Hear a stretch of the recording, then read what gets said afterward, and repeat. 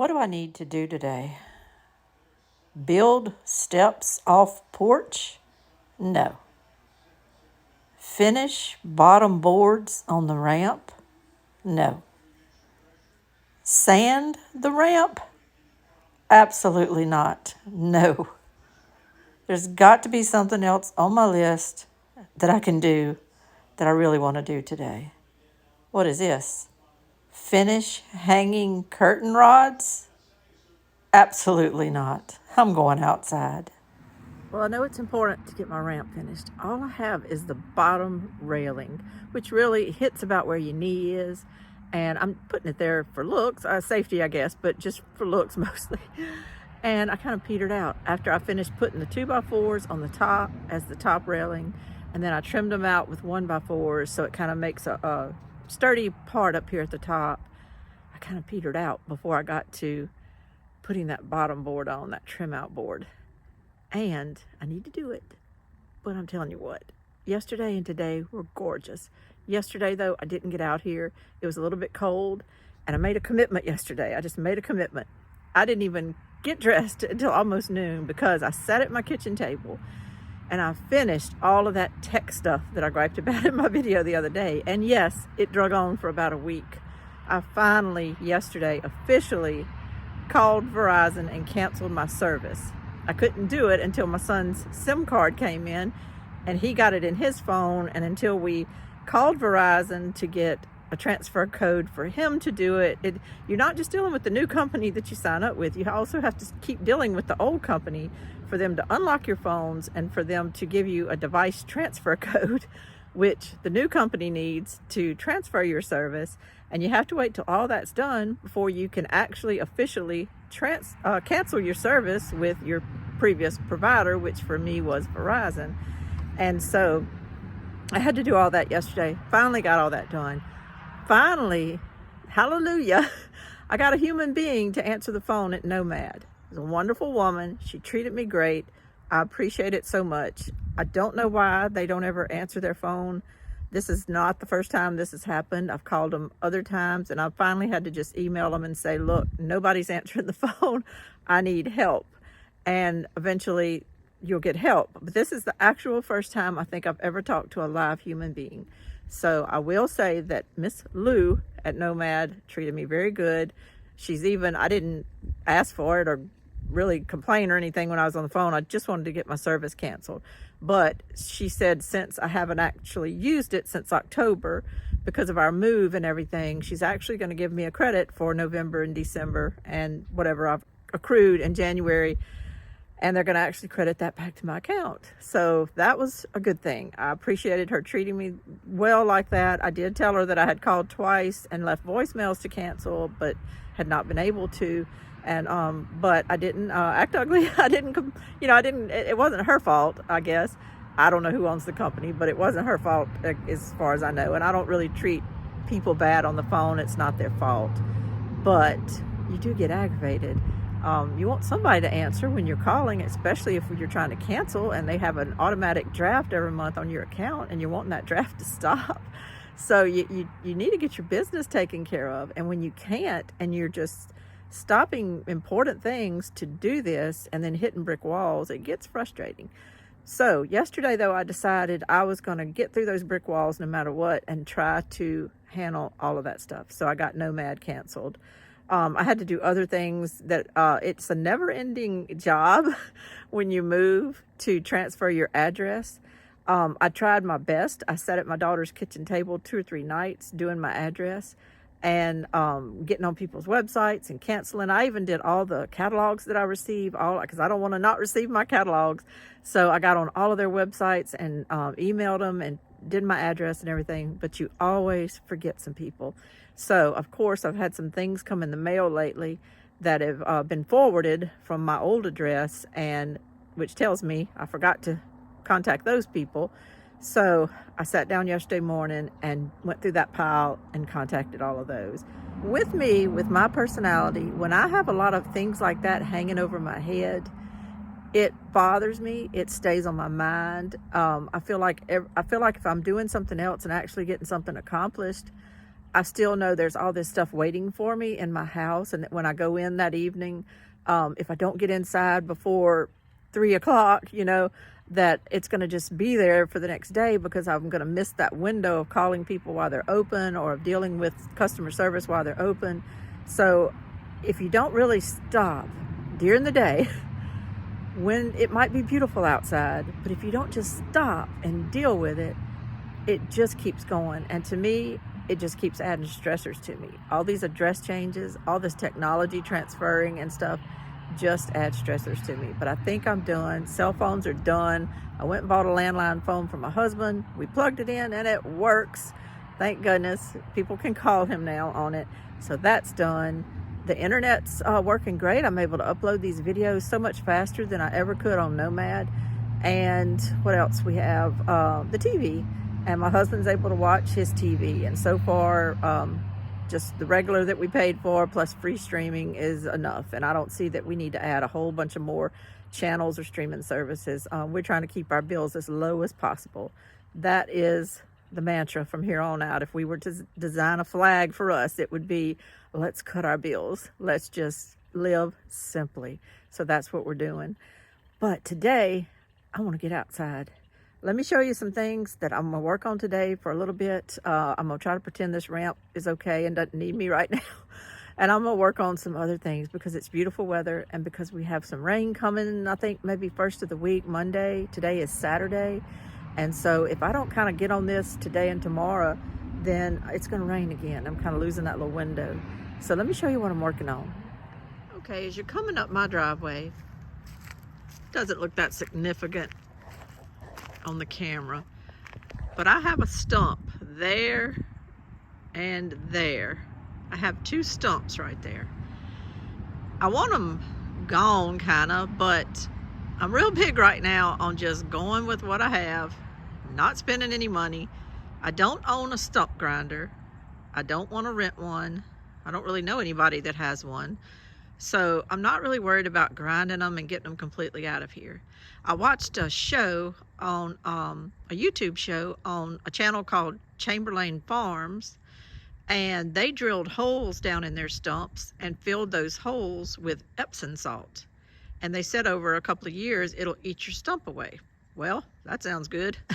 So I'm probably gonna do that.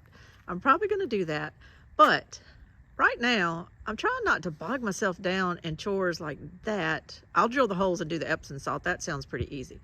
But as far as just getting rid of the stumps, I'm just not gonna bog my brain down and all that right now. What I'm thinking, and I'm kind of doing this as a far shot because I don't want to zoom in. I want you to get an idea of what I'm talking about. What I'm thinking right now is right here in the middle of the two stumps. It's about a good 7-8 foot area. I have a sugar kettle that's about 4 or 5 feet round, and it's made out of fiberglass. I'll go show it to you in a second. It was at my old house, and I had things planted in it in my front rock garden bed outside of the front of our house. But I'm just thinking, if I set some rocks there and put that sugar kettle on top of those rocks, kind of more to brace the rocks, not necessarily sitting on top of the rocks, but just to brace it from being able to rock back and forth. I'm thinking if when you're driving up, you see a big black sugar kettle with something growing in it, you're really not going to see those two stumps visually. I think those stumps visually will just blend into the background. I'm sounding kind of like I'm HGTV decorating, and I don't mean to, but really and truly, I think visually, with a big black sugar kettle in between those two stumps, and if I have, what I'm thinking is that's where I'm going to plant some carrots. So if I have carrots growing all up in there with that greenery coming up, I just think those stumps are going to visually fade away. And I'll worry about them later. I'll go ahead and get some Epsom salt in them and get them on their road to being gone. But then I'm just not going to spend a whole lot of time worrying about them. So that's one thing I'm going to do today. I'll show you my little sugar kettle and you'll kind of get an idea what I'm talking about. This is my sugar kettle here. It's at least 4 foot in the middle with the little lip around the edge. It might be about 5 foot wide.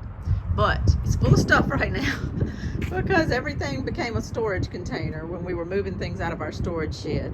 So what I need to do is get all of this stuff out of this sugar kettle and move to the storage shed, which I can do in Carol. She's sitting here just working day and night because she's actually holding my miter saw and everything that I'm using for my ramp, so that I don't have to load it and unload it in the storage shed every night. I'm just leaving it in Carol right here. So I need to unload this from Carol, and then I need to take that stuff in there and load it into Carol and go across my property to the storage shed and put it up. There's always this pre-stuff you have to do before you can actually get to the fun stuff. But then what I'm going to do is I'm going to take the sugar kettle and I'm going to go set it in that area. And once I do that, I'm not going to finish it all off and everything, but I'm just going to set it there and back up and give you an idea of what I'm talking about. And at the same time, I'm going to see if what I'm talking about actually kind of works and whether I think that'll be a good place to put it. There's actually so many places that this thing could go in my property. You can even tilt it kind of sideways and grow succulents and all kind of stuff in it. But I want to grow food. I'm not interested in pretty right now. I want to be thoughtful about what I'm doing and where I'm putting things, but I also want them functional. I want them functional. And I want this to be my carrot factory.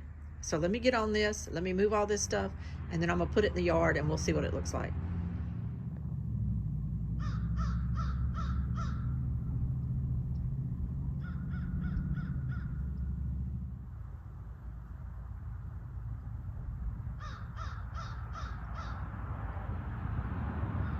My great-grandmother actually lived on this same highway, except a few miles the other direction. And I never knew her because I wasn't born when she died.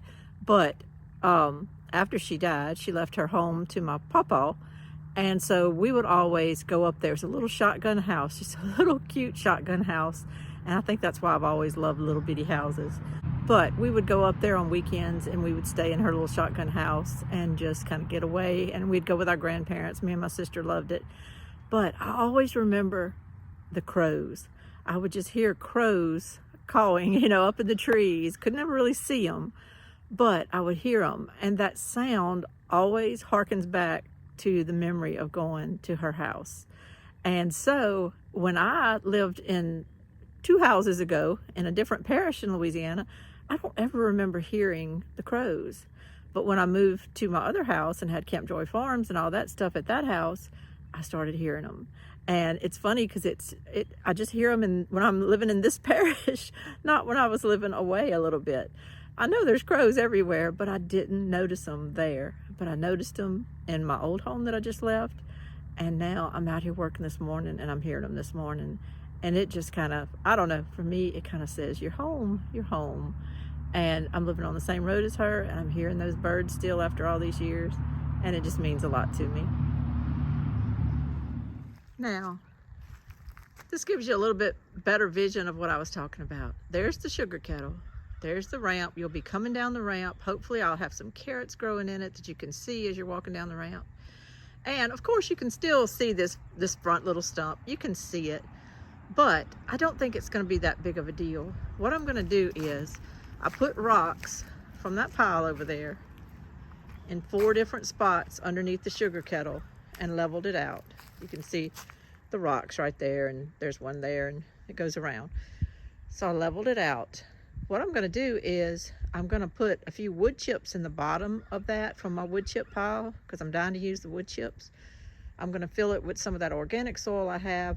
I'm probably going to get a bag of some kind of pot and soil Miracle Grow to go on the top because carrots are so finicky about what they'll grow in. I want to give them the best shot they can. So I'll probably get a bag of something to top it all off with. But I'm going to fill this in a little while. And then I think I'm just going to take some wood chips and kind of go around this area just to kind of keep the weeds down in that area and give it a little finished look there. I'm just trying to kind of start. I'm trying to start. There's a lot of work to do. I need to bring in dirt and things like that, but you have to start somewhere. Let me show you what I did start on, even though it's kind of hard to show you because I covered it up. All along this side of the ramp, you'll see where all the leaves are. Underneath all those leaves is some horse manure that I brought in the other day. It goes all the way down there. And then if you jump on the other side of the ramp, all along between the house and the ramp, I did the same thing. I put horse manure with leaves all over it. The reason I did the leaves all over it was, well, it's good mulch if you come back and put dirt over everything. But we had a bad rain the other day. I think it was it Wednesday or Thursday? I cannot remember. It was Thursday morning. We had a bad rain, and I didn't want the horse manure to get just pounded and slap up against my white skirting on my trailer. So I put the leaves on it to kind of hold everything down. But I did it all the way from there to the end of the front of my trailer.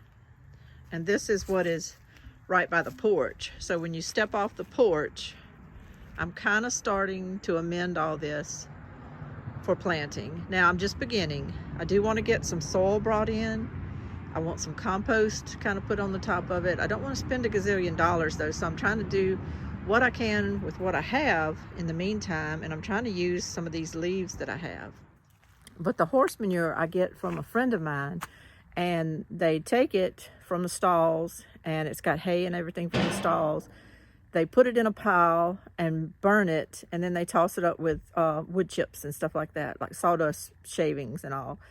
And actually the horse or horses that they had are gone now because their daughter got married, so they took the horses. She took the horses with her. So this manure that's in the pile right now has been there since at least November, and it's just rotting and everything. And I couldn't believe when I was there the other day just how rich and all it looked. I know there's things to think about, you know, what did they feed the horses and all that stuff, but for the most part when I'm over there, the horses are just grazing on their own property. They don't spray graze on everywhere and all that kind of stuff.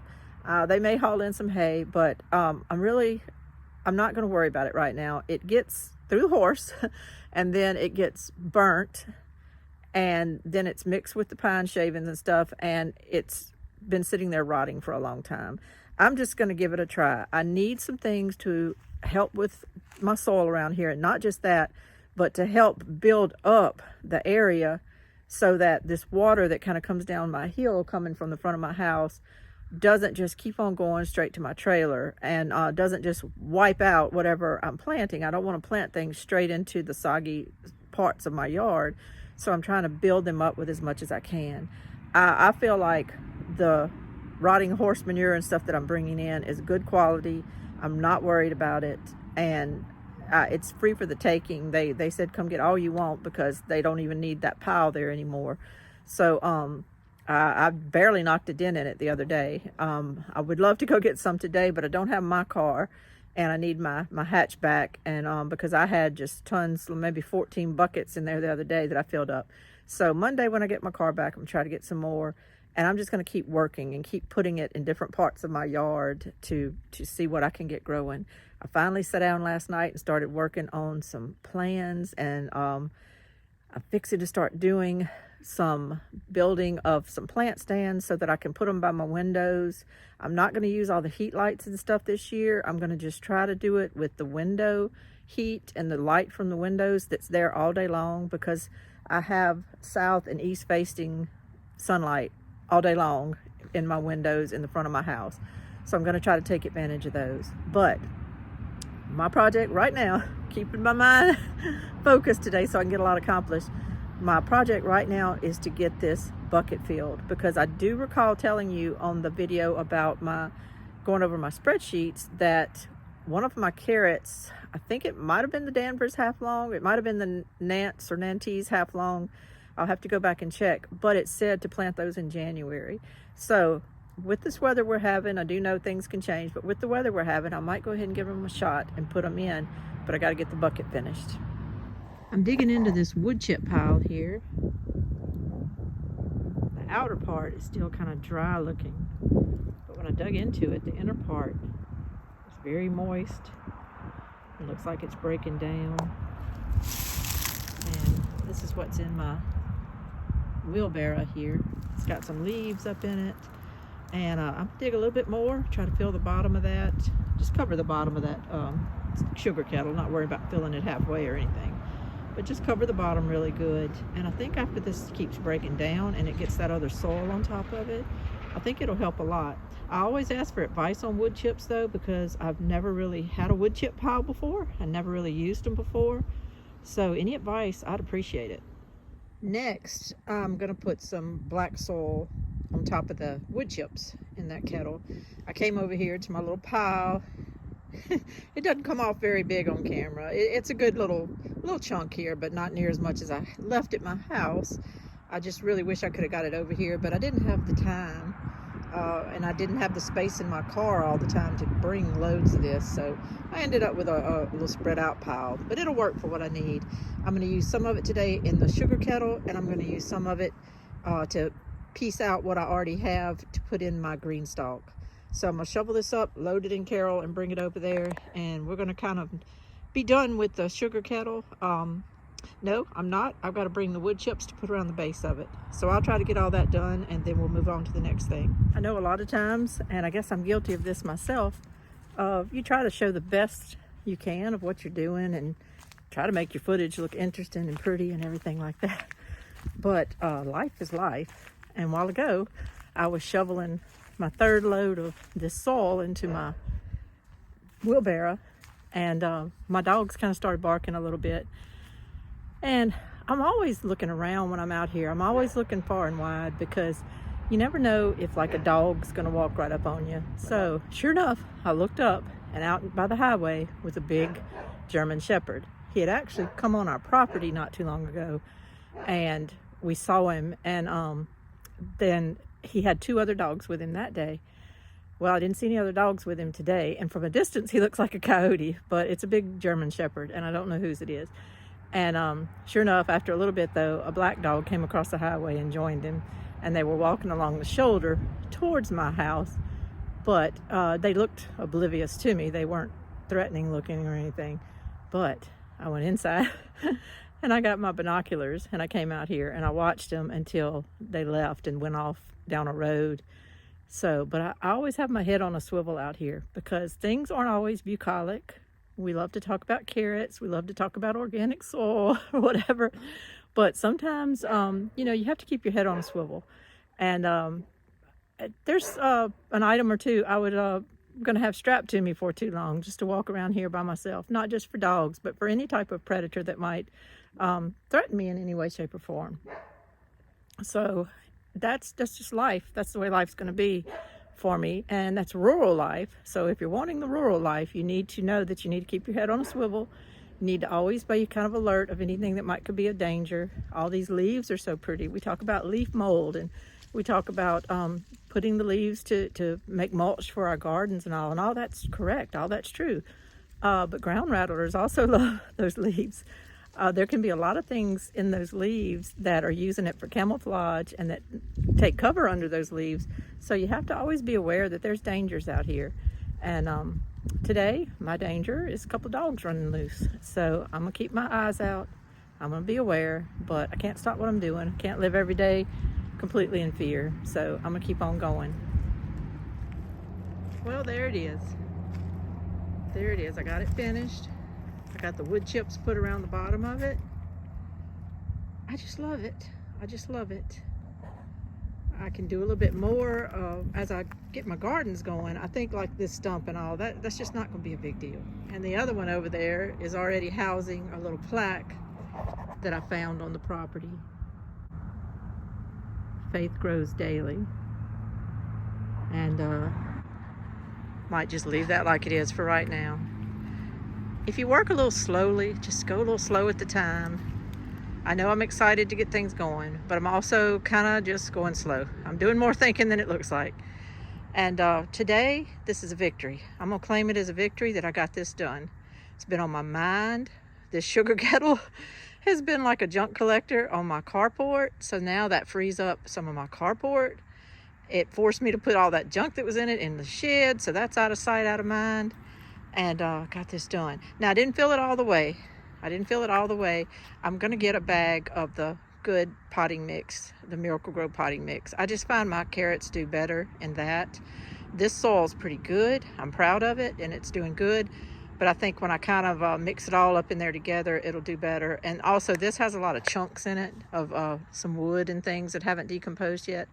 So the carrots need a little bit finer soil to get going. So I'll top it off with that, and I'm gonna get my carrots planted here shortly. But all in all, I think this is great. And I'm gonna go have me a salami sandwich. That salami is good. It hit the spot yesterday. Had a good old sandwich at lunch, and I'm gonna go have another one now, and then I'm gonna get on my other project. Incidentally, I have this little flag thing sticking in the ground. I put it there yesterday, and I'm not used to it being there. And after being spooked by those dogs a while ago, I was putting the chips around the base of this sugar kettle, and that thing right there grabbed me by the belt loop, and I just about came undone in my yard. So I got myself spooked, and I let a little flag hanger take me down, but I'm all right. I recovered. So I'm gonna go have that salami sandwich, and it's gonna be all good. While I'm inside doing my sandwich, I thought I would show you what my next building project is.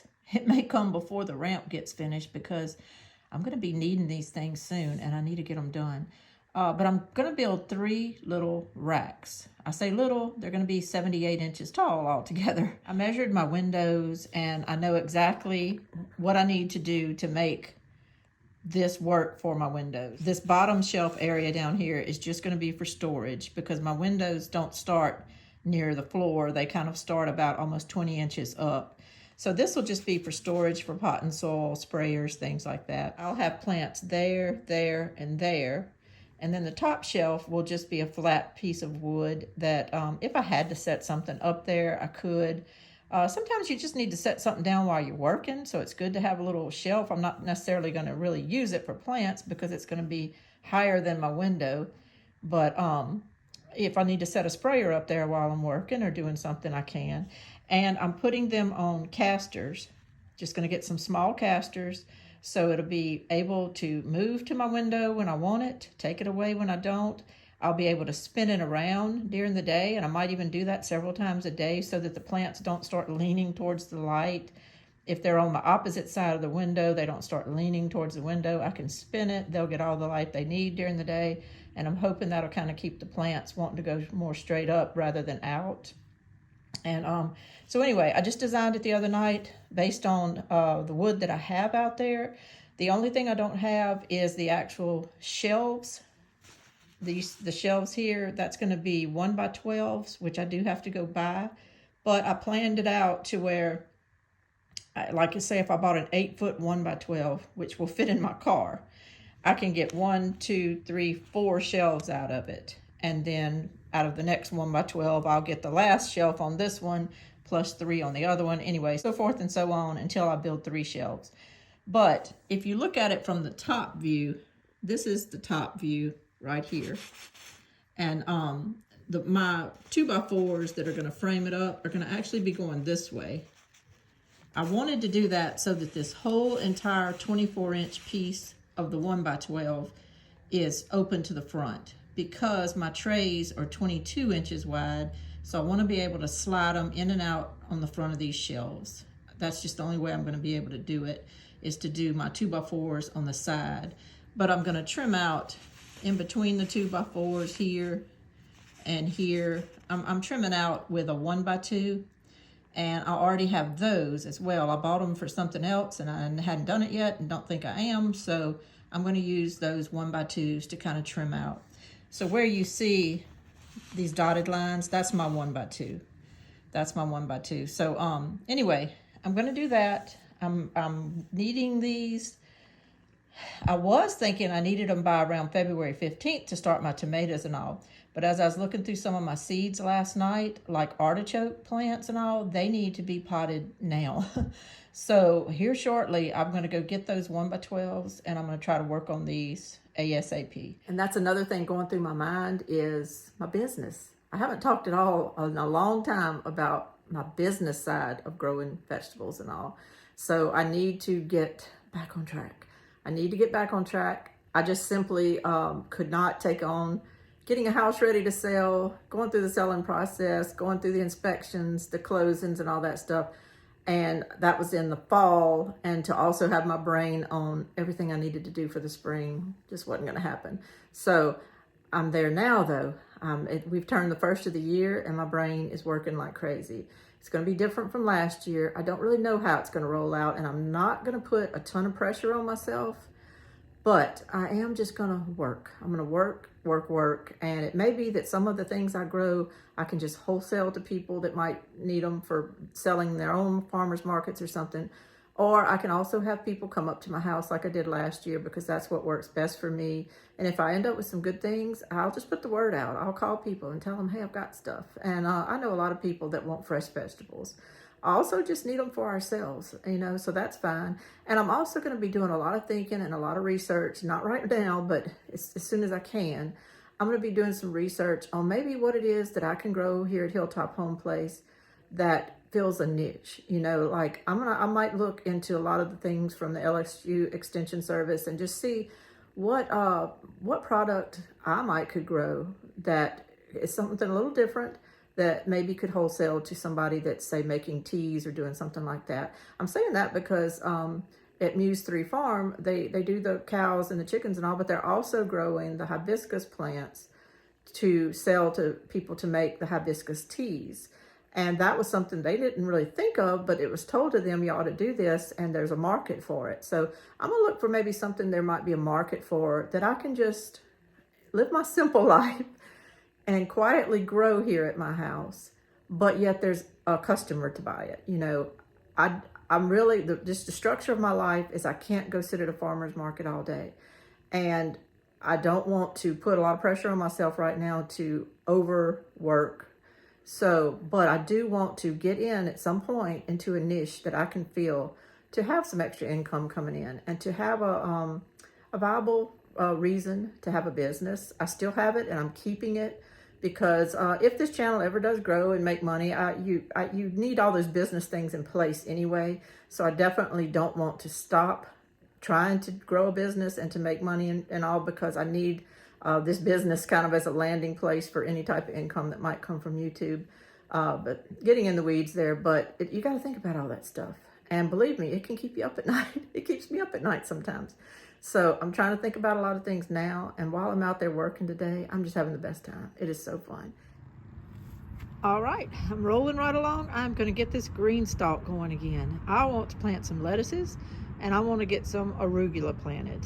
And I'm going to do it in the Greenstalk. I think it's 3 levels, so I'm just going to use 1 level for each plant. I've got a butter crunch lettuce, romaine lettuce, and the arugula. I'm sitting here trying to think if the romaine lettuce is going to do good in a Greenstalk. I've never grown it in a Greenstalk, but we'll see. That's where I'm putting it for right now, because I really don't have another bed made for lettuce. First thing I need to do is, I bought this bag of back toe potting soil yesterday. Not my favorite brand, but it was all the co-op had when I went there yesterday.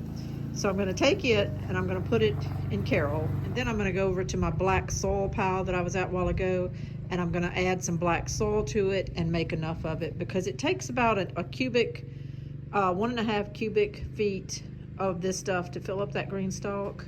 And this, I'm not sure, this weighs 50 pounds, but I know it's less in the bag than it is in the Miracle Grow that I normally use. So I think I need to piece it out with some of my black soil and then come over here and see what I can fill up. Well, I got it done. That worked out good. The back toe wouldn't have quite done it itself. I did have to add a little of that black soil of mine to it, but it's all moist. It all feels good when you run it through your hands. I had just a little bit left, so I put it over there in the sugar kettle so nothing will go to waste. So I got this done. I'm gonna plant it tomorrow, and then I'll run the water through the top and water it real good after I plant it tomorrow. I have a T-post, just an errant T-post that is in our yard. It's been here forever. I put an orange piece of tape on it just so people wouldn't hit it or anything. I guess it was put here maybe to mark these stumps, I'm not sure, but it needs to go. However, I need it, and I need it right nearby. What I'm gonna do is I'm gonna take that T-post and a couple others, and I'm actually gonna drive them along this edge. And then I have some, it's not a cattle panel, but it's a roll of metal wire that kind of is shaped like a cattle panel type metal. I don't know exactly what size opening it is, But I have that left over from another project. I'm trying to use what I have left over so that I don't waste money or just spend time running to stores. And so I'm gonna put about maybe 3 T-posts. Then I'm gonna leave a little opening. I don't wanna completely build a little wall here that closes off my carport. I'm gonna leave a little bit of an opening I can walk in and out of. And then I'm gonna come down on this end and put about 3 T-posts. And in between those 3, the first 3 and the last 3, I'm gonna run that wire. And I'm gonna do some amending. I'm gonna bring in some soil. I'm gonna put a little something along the back to keep the soil in so the water doesn't take it to my carport. And maybe just some like landscape edging stuff. And along here is where I'm gonna plant some of my tomatoes and things. Right now it just looks like a rocky, barren little thing, but I think when I run those T-posts and that wire and some edging and bring in some soil, it's gonna make kind of like a little raised bed situation, kind of a little garden bed situation, kind of in a long row. And that's where I'm gonna plant some of my tomatoes and things. I'm gonna have them handy to the house. I hope they'll grow. It's one reason I do miss my tractor is because I used to drive T-posts with my tractor. I had to get out my spring-loaded manual T-post driver now, which I always say, be careful, you'll pop a kidney using that thing.